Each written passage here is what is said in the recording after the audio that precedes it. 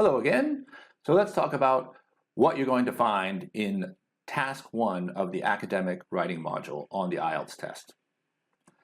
In this part of the test, you're asked to describe a piece of graphical information. Now that could be a bar chart, a pie chart, a line graph, something like this, or it could also be describing the information presented in a map or maps, or describing a process, how something is done, how something is made. And there are a total of 7 types of reports, essentially 6 different ones, and then one report where you might have to talk about 2 different graphs, for example, a pie chart and a line graph. So essentially what you need to know is how do you respond to each of these.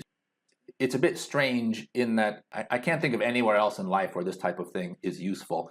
I have a background in science, and when I was a student, I of course had to look at and interpret all sorts of graphical information. That's of course a skill related to scientific disciplines or perhaps academic studies in general, but understanding graphical information is not a linguistic skill. So essentially what you're asked to do is to evaluate graphical information and then use the English language to express clearly what you see. So it's really important not only that you have the skills, the language skills, which are required, in terms of vocabulary to explain what you see, accurate grammar to make everything clear, an organizational structure that presents the information in a way that's easy to follow, and of course presenting the most important aspects of what you're writing about.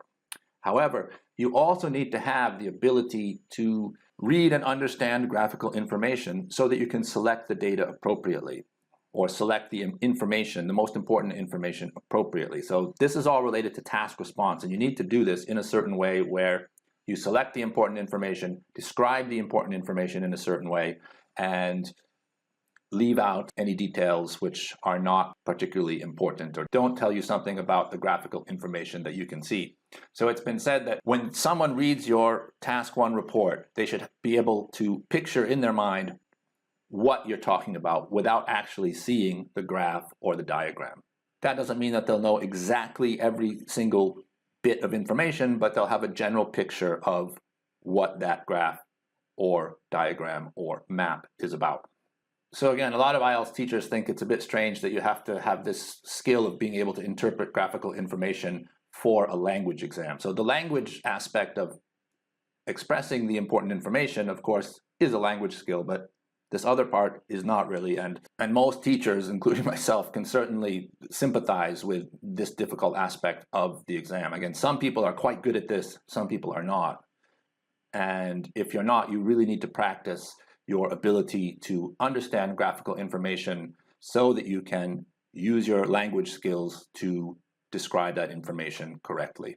So whatever piece of graphical information you're given, you'll have about 20 minutes. It's up to you. You have 60 minutes to do the full writing test. They recommend around 40 minutes for task 2, around 20 minutes for task 1. And I would say nearly everyone I've taught spends between 35 and 45 minutes on task 2 and 15 and 25 minutes on task 1, based on their own strengths, weaknesses, their skills with various aspects of writing, and whatever approach that they have. But the goal is, by the time that you do the test, you can consistently do both tasks within an hour comfortably, and also have time to plan adequately, of course, and check your work.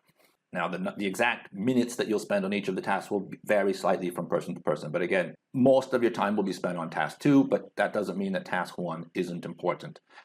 Once you've had some practice with task 1 and you understand what you're being asked to do, it's really quite straightforward, and it's not really that difficult.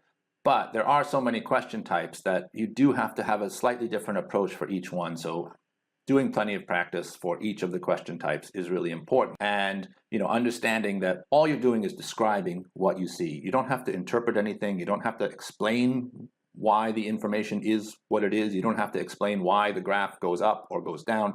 You simply have to describe what you see, nothing more. As the amount of time that you're recommended to spend is lower, the response that you come up with is going to be shorter than task 2. So it's got to be at least 150 words, and I would say most people write less than 200 words, so somewhere between 150 and 200 words. Again, this will depend slightly on the question, but mostly on your approach and how you write your answer, what information you include. As far as the criteria go, there's a separate lesson on the band descriptors, but that mainly focuses on what you write because this is a different type of question. So I would watch that lesson just so you understand a few aspects of grammar, vocabulary, and coherence and cohesion, but mainly you need to focus on what you're going to write. And if you look in the lesson notes underneath the video on the website, you'll see a list of 12 things that you need to do in a Task 1 report. Now, these are general descriptions of what you need to do when you write a Task 1 report, and they probably sound a bit abstract if you've never written a report, or even if you just read the list of things that you have to do without relating it to specific questions. So understanding those 12 things is kind of the basis of what your understanding should be, but you really need to look at the individual lessons and think about the individual questions in those lessons in terms of how you would do each of these things specifically. So understanding what you need to do is one part of it, but of course the other part is being able to apply that knowledge to any IELTS question you get for any type of Task 1 question and be able to successfully do those 12 things as you're writing. One other thing that you really need to consider is the type of data that you're dealing with. So you'll see this when you go through the 7 lessons on the different types of questions, but for map and process questions, you're essentially describing what you see in terms of the stages of the process or the differences between the maps.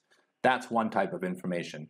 For the graphical information like line graphs, pie charts, bar charts, etc., it's really important to consider whether or not you're dealing with data that represents changes over time or data that represents differences between categories, or in some questions you may have to deal with both. So that's what you should really be focusing on, not whether it's a pie chart or a bar chart or a table. So those are 3 types of questions where you could have to do different things. You could have to deal with some aspect of changes over time, and you will definitely have to deal with the aspect of differences between categories. But again, this idea of time versus differences between categories goes across the different question types, and that's really what you need to identify, not the type of question. So you could get a pie chart where you focus on making comparisons and you don't mention differences at different points in time, and that would be a huge problem. Whereas you could also get a pie chart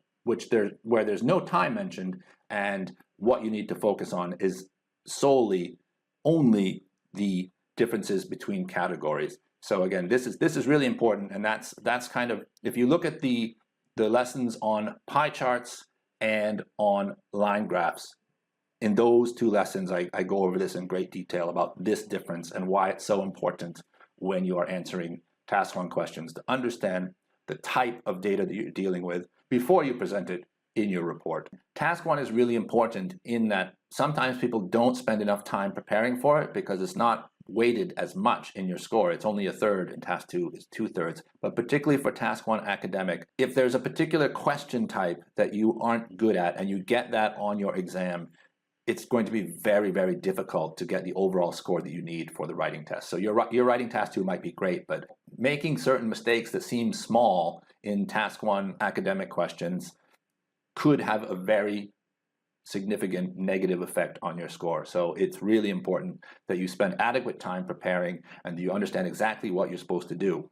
Like with most things, as long as you do enough practice and wait to do the test until you're at the point where you can consistently answer any question at the level required, you'll be fine.